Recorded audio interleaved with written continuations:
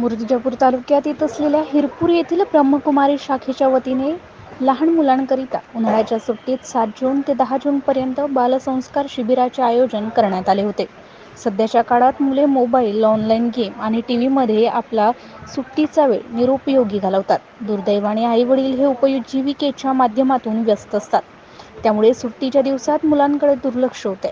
त्यामुळे सुट्टीच्या संस्काराचा माध्यमातून सदुपयोग व्हावा या हेतूने हे शिबिराचे आयोजन करण्यात आले होते. या शिबिराला महाराष्ट्र शासन पुरस्कारप्राप्त कवी व आदर्श पोलीस पाटील राजेंद्र भटकर, महिला जिल्हाध्यक्ष पतंजली डॉक्टर स्वातीताई पोटे यांनी मुलांना व्यसनांचे दुष्परिणाम सहज सोप्या भाषेमध्ये सांगितले व स्वस्थ जीवनाकरिता आरोग्याचे महत्त्व सांगून विद्यार्थ्यांकडून प्राणायाम व योगासने करून घेतली आहे. सोपानभाऊ मुक्तादिदी यांनी मुलांना आत्मा व परमात्म्याचा परिचय दिलाय.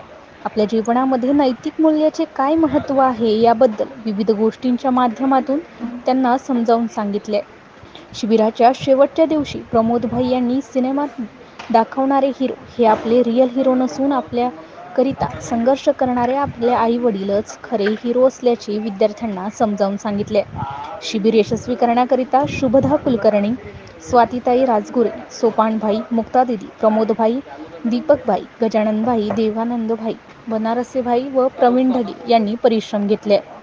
MCN न्यूज मराठीकरिता बाळासाहेब नेरकर, हिवरखेड.